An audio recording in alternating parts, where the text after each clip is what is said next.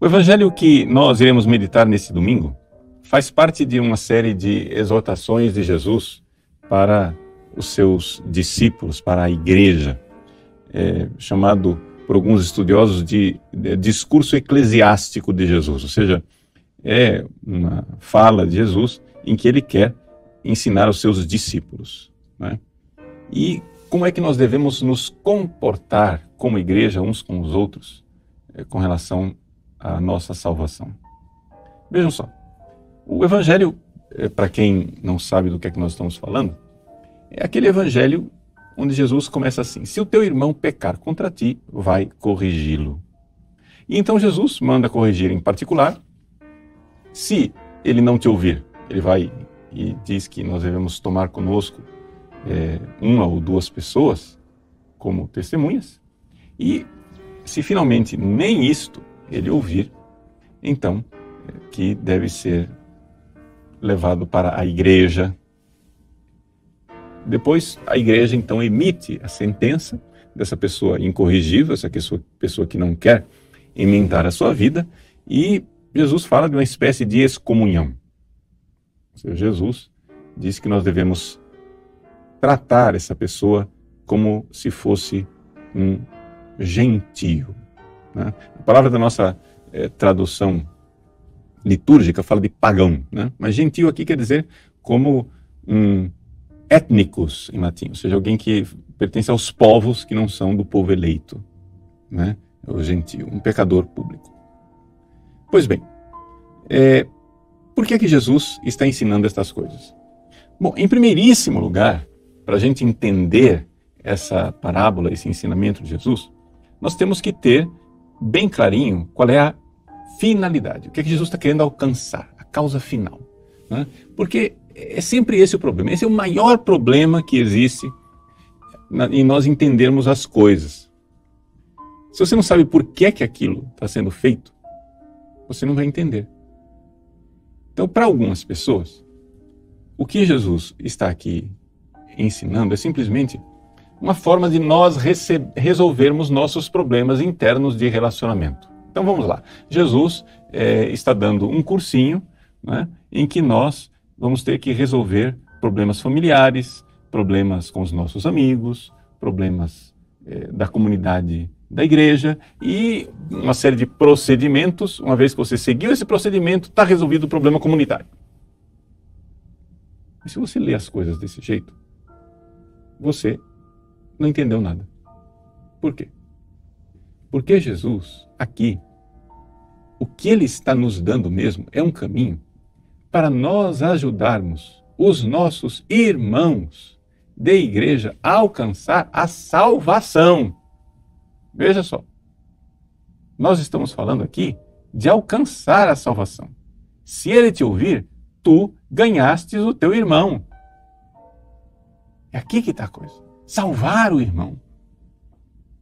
Então, Santo Tomás de Aquino, ao meditar sobre esta passagem, a primeira coisa que ele faz é chamar a atenção para isso, porque ele diz, veja, se você vai corrigir o seu irmão simplesmente porque você quer ter uma desforra, você quer mostrar para ele que você tem razão e que ele está fazendo bobagem, que ele é quem está pisando na bola, sendo injusto, fazendo maluquices, tudo bem, você está agindo, sim, de forma justa, você está agindo conforme a justiça.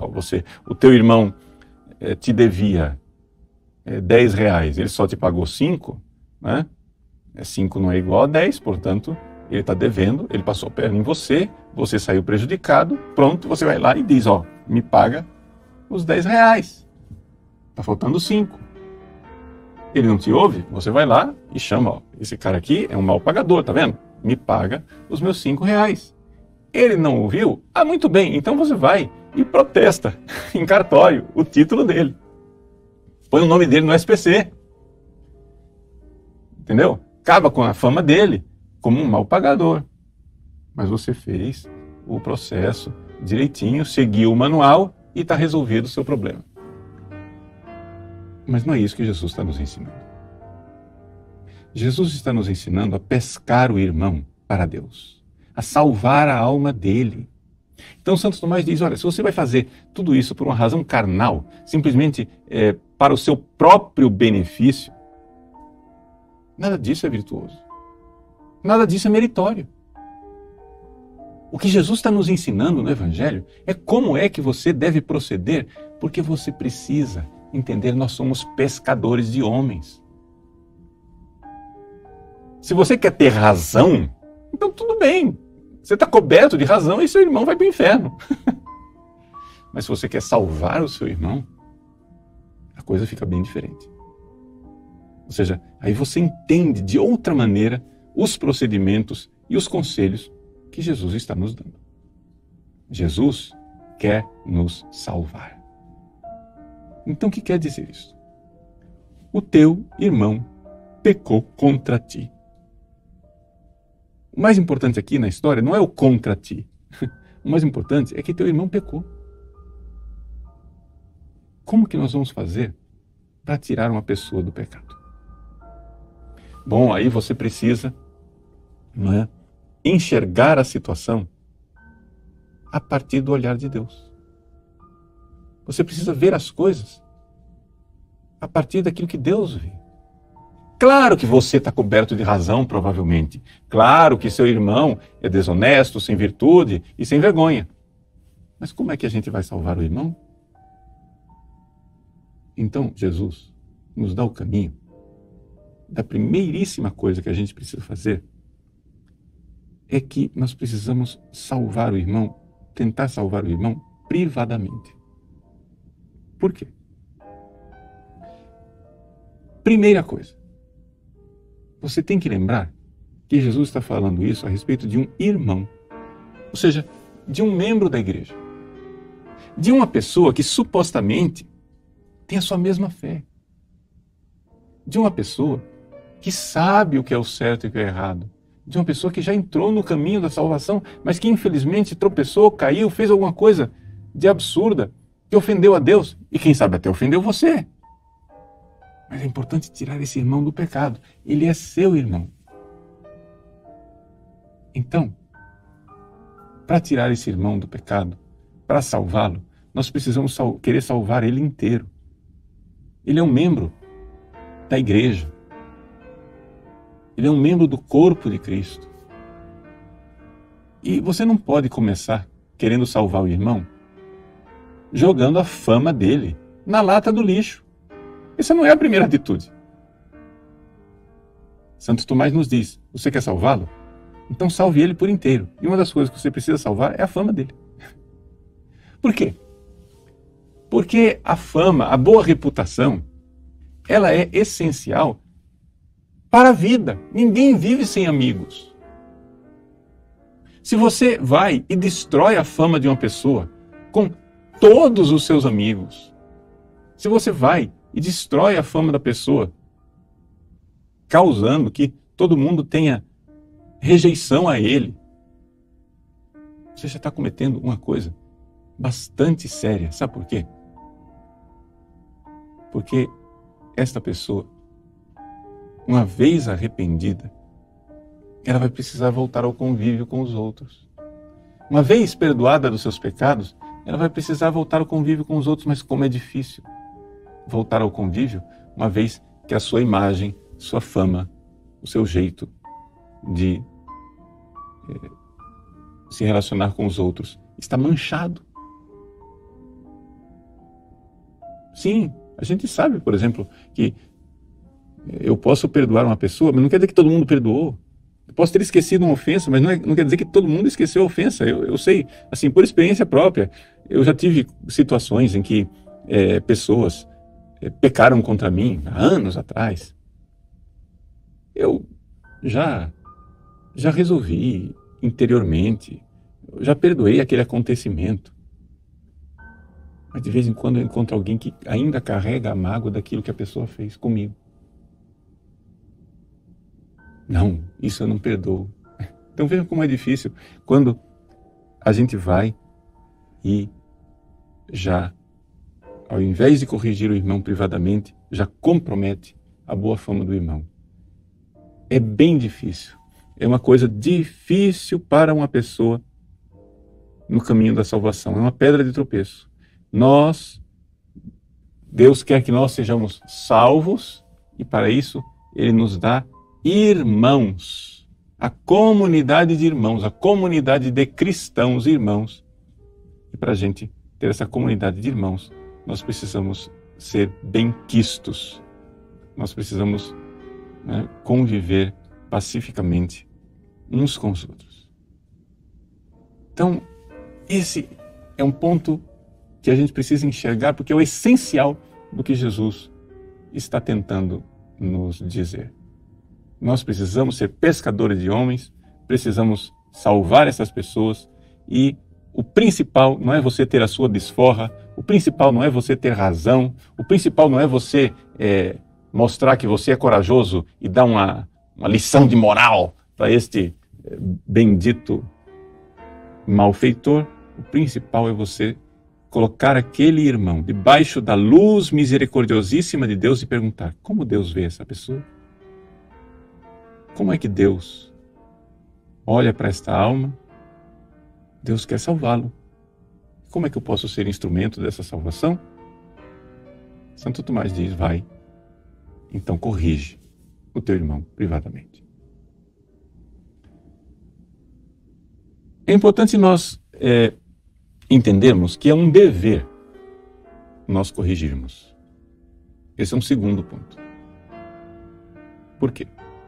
Porque, como nos recorda a primeira leitura, que é do profeta Ezequiel, se não advertires o ímpio, eu te pedirei conta da sua morte.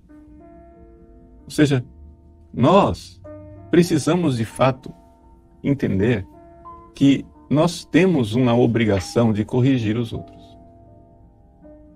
Né?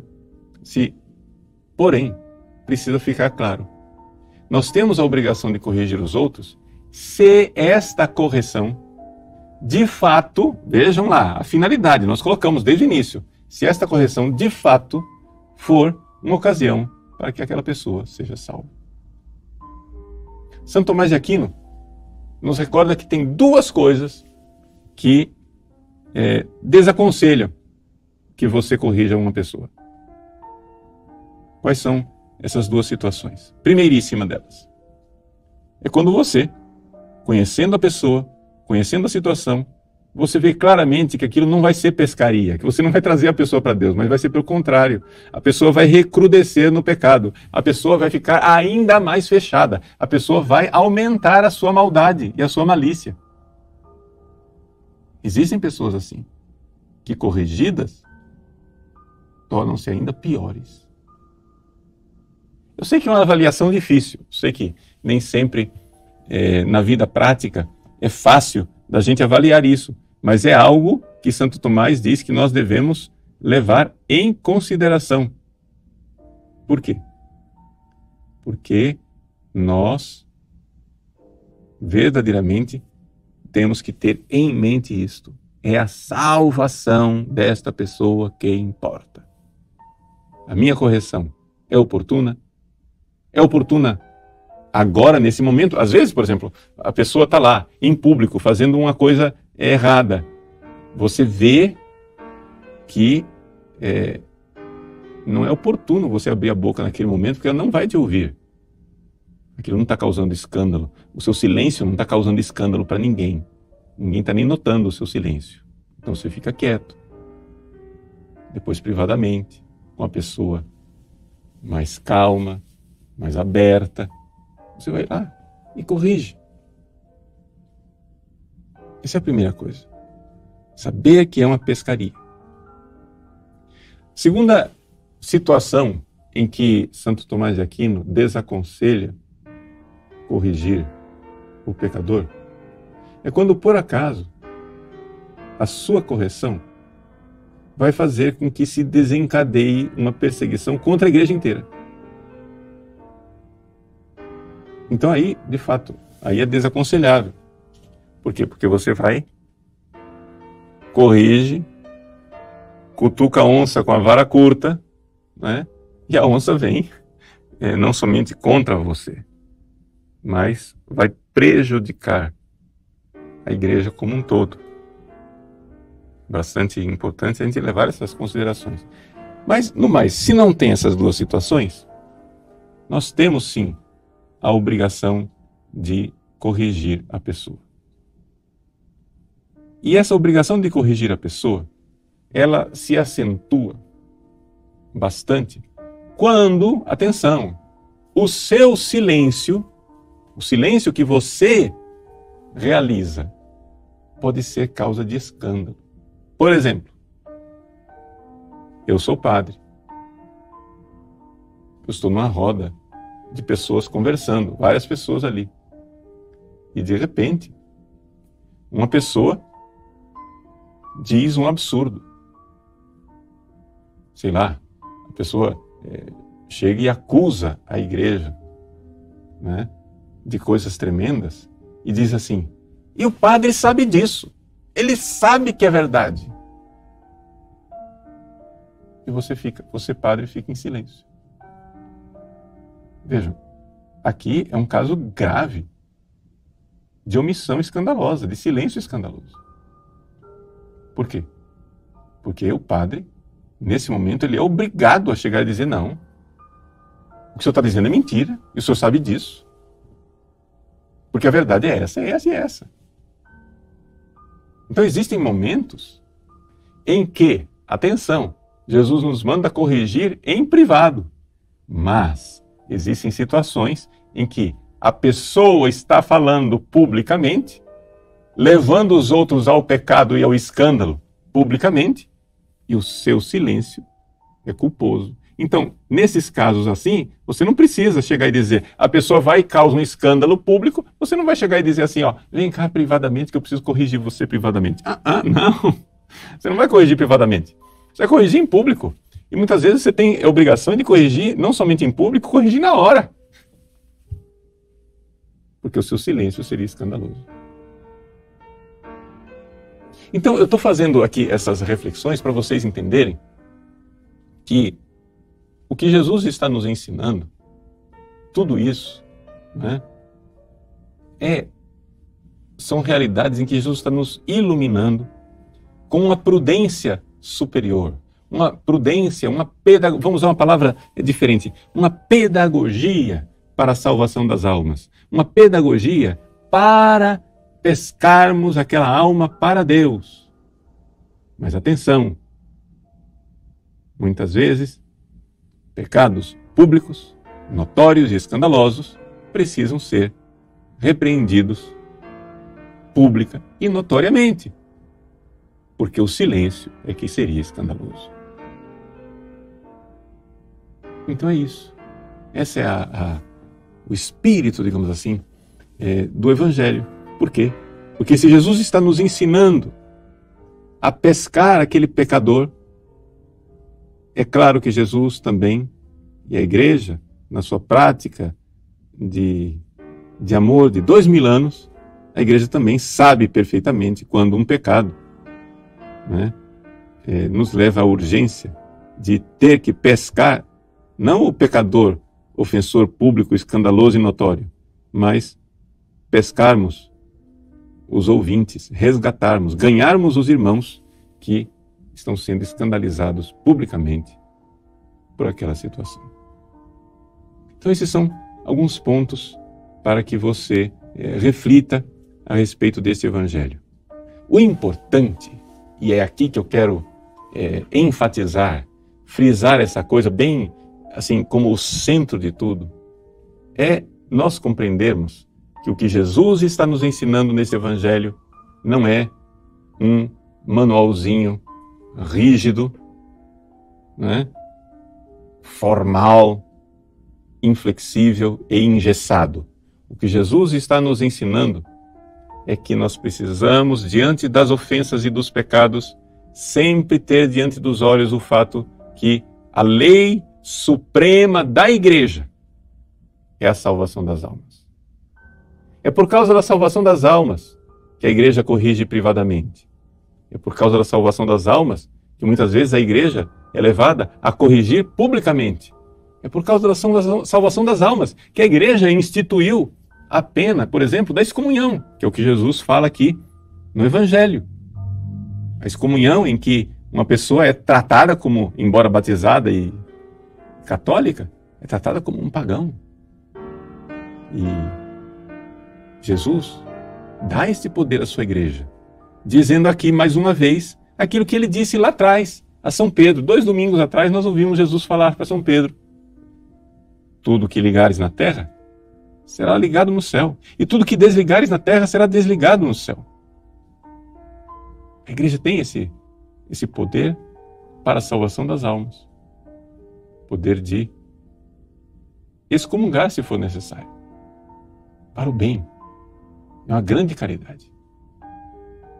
Eu me lembro quando o Papa Bento XVI foi eleito Papa, que os jornalistas ficaram um pouco como a nossa a mídia, né? Os jornalistas, de forma geral, são muito liberais e muitíssimos de esquerda. Eles ficaram escandalizados, né? Dizendo assim: mas como é possível que os jovens estejam exultando de alegria e festejando a eleição de um inquisidor como Joseph Ratzinger para o papado, o prefeito do Santo Ofício da Inquisição? E então, o que apareceu de fato como reação das pessoas é que, ao apontar o erro de teólogos contemporâneos, ao apontar heresias que estavam entrando dentro das nossas universidades, dos nossos seminários e contaminando a tantas pessoas de boa fé, o que apareceu de fato é que o ministério do prefeito da Congregação para a Doutrina da Fé, Joseph Ratzinger, era um ministério de amor e de caridade. E é interessante como nos próprios procedimentos da congregação acontecem essas características. A primeira pessoa é chamada em privado para responder algumas perguntas, ver o que está acontecendo, né? Depois é dada a ela a oportunidade de se corrigir. Se ela não se corrige, né, vem uma advertência.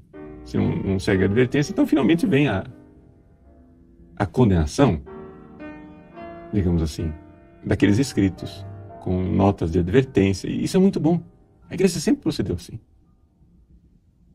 A igreja sempre procedeu com essas normas de caridade. E é isso que Deus quer que nós realizemos. Isso tudo pode parecer bem distante da sua vida quando a gente fala assim lá dos processos de teólogos lá em Roma.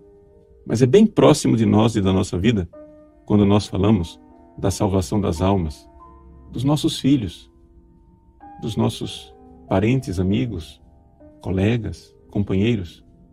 Nós somos pescadores de homens. E por isso, ao ver um irmão cair, temos uma obrigação de corrigi-lo.